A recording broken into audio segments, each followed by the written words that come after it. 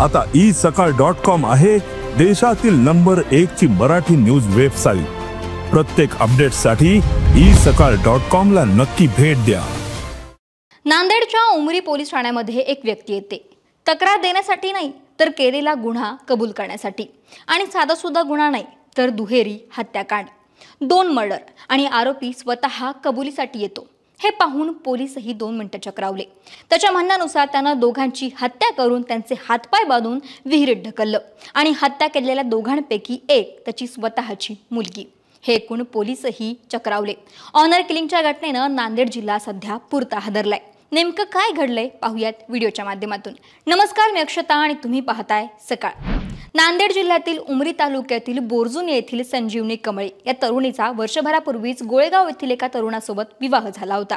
पण संजीवनीचं बोरजुनी गावातीलच लखन बालाजी भंडारे या तरुणासोबत प्रेमसंबंध होते। हे प्रेमसंबंध लग्नानंतरही कायम होते। याबाबत तरुणीच्या वडिलांनी लखन भंडारे याला वारंवार हे संबंध थांबवण्यापासून समजावून सांगितलं होतं, पण तरीही तरुणीचा प्रियकर लखन हा सोमवारी तिच्या सासरी गोळेगाव येथे तिला भेटायला आला होता। तरुणीनं सुद्धा त्याला फोन केला होता, पण अशात मुलीच्या सासरकडच्यांनी त्या दोघांना एका घरामध्ये आक्षेपार्ह अवस्थेमध्ये पकडलं।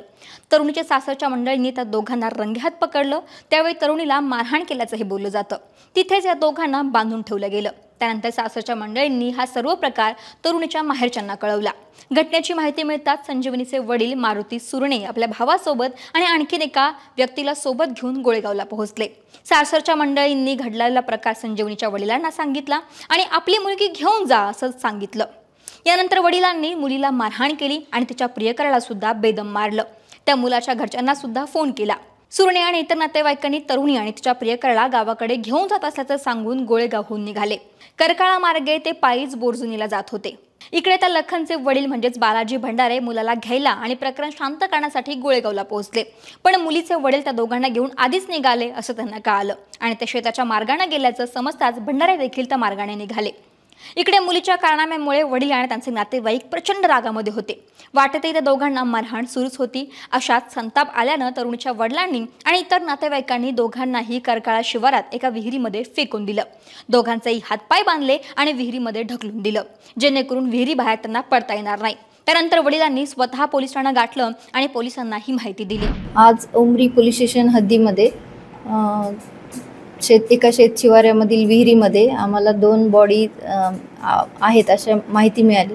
त्यावरून आम्ही शोध घेतला असता तिथे 2 बॉडीचा शोध चालू आहे। घटना थोडक्यात अशी आहे की संबंधित मुलगी जी आहे ती लग्न झालेली असून ती तिच्या नवऱ्याच्या गावी राहत होते आणि मुलगा जो आहे तिच्या माहेरच्या गावचा आहे आणि तो तिला भेटण्यासाठी तिच्या गावी गेलेला होता। आणि ही तिच्या घटना तिच्या घरच्यांना कळाल्यानंतर तिच्या माहेरचे लोक गेले आणि त्यांना वापस घेऊन येताना रस्त्यातच मारलं आणि विहिरीमध्ये टाकलं असं थोडक्यात माहिती आम्हाला मिळालेली आहे।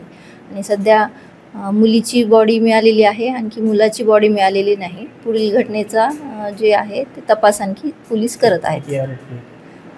सध्या तरी 3 आरोपी आहेत आणि ते ताब्यात आहेत आणि पुढील अधिक तपास चालू आहे। नेमकं घटना कशामुळे घडली अशी काय माहिती मिळाली की आपल्याला? प्रेम प्रकरणातूनच घडली असं। इकडे मुलाचे वडील देखील प्रकरण मिटवण्याच्या हेतूने निघाले होते, पण वाटेतच त्यांना हा सगळा प्रकार समजला। मुलीने सर फोन करून त्याला बोलवून घेतली आणि माझा मुलगा गेला। तिथे गेल्याच्या नंतर त्याला पकडल्याच्या नंतर माझ्या मुलानं त्याच्या मित्राला फोन केलं, महेंद्र मला फोन केला की तुमच्या मुलाला असं असं पकडलं। लगेच मी आणि पकडलं त्याला आपली माणसं घेऊन या, काय ते मिटून घेऊन ये करू। मग मी माझ्या माणसाकडे आलो आणि अशी घटना झाली आहे, आपण गोळेगावला जाऊ। मग आम्ही निघाल्या। मग तिथून आम्ही जाण्याच्या अगोदरच त्याला तिथून गायब केलं। माझ्या एका भावानं तिथे आमच्या सासरवाडी आहे त्याची तिथं होता, ते मला फोनवर सांगला की असं असं झालं, याला इथून घेऊन गेलेत, मारहाण करून घेऊन गेलेत आणि असा पांधन रस्त्यानं इकडून शेतानं घेऊन चाललेत। आम्ही इकडून चालले म्हणलं, आम्ही बी तिकडून मधूनच आल्या, आम्हाला गटले नाही। मग हुडकून आम्ही शेवटी थोडं समोर गेल्यावर माणसं दिसली आम्हाला की असं असं झालं म्हणून तिथं आम्हाला कळलं की असं मारून टाकलं म्हणायचं। हां, तुम्ही काय पाहिलं तिकडे? आम्ही काहीच पाहिलं नाही, फक्त चर्चाच ऐकलं तिथं हिरीमध्ये मारून टाकलं म्हणून। नेमकं हे म्हणजे तिचं लग्न झालं होतं. मुलीला गोळेगावला दिलं होतं. 1 वर्ष झालं. 1 वर्ष झालं. आता ह्याच्यानंतर काय मुलगी फोन करत होती काय होती आम्हाला माहीत नाही सर. हे आजच कळलं की मुलाला बोलून घेतली म्हणायचं. अच्छा म्हणजे तिथं गेल्याच्या नंतर फोन आल्यावरच कळलं की माझा मुलगा तिथं गेला म्हणायचं. अच्छा.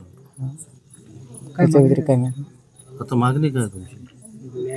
आता काय मागणी सर एकतर माझ्या मुलाचं वय 18 झालेली नाही. 16-17 वर्षाचा मुलगा आहे माझा. न्याय भेटाव. कोण मारलं काय माहिती झालं? वडिलांनं पोरीच्या वडिलांनं हां. आणि तिघा बाप लोकांना मारले. म्हणजे कोण वडील? मारुती सुरणे, हां. लक्ष्मण सुरणे आणि महादेव सुरणे. दरम्यान घटनेची माहिती मिळताच पोलिसांनी दोघांचा शोध घेतला. रात्री उशिरापर्यंत हे मदत कार्य सुरू होतं. सुरुवातीला संजीवनीचा मृतदेह मिळाला, मात्र लखनचा मृतदेह काही सापडत नव्हता. मात्र रात्रीपर्यंत मदत कार्य चालल्यानंतर रात्री 2 वाजता मुलाचा मृतदेह आढळून आला. या प्रकरणी आता पोलिसांनी मुलीच्या वडील, आजोबा आणि काकांना ताब्यात घेतले. या घटनेनंतर परिसरामध्ये एकच खळबळ उडाली आहे. महाराष्ट्रातील सर्व बातम्यांचे विश्वासार्ह व्यासपीठ सकाळच्या सर्व सोशल मीडिया प्लॅटफॉर्मला लाईक, फॉलो आणि सबस्क्राईब करा. तसंच सर्व नोटिफिकेशनसाठी बेल आयकॉन प्रेस करायला विसरू नका.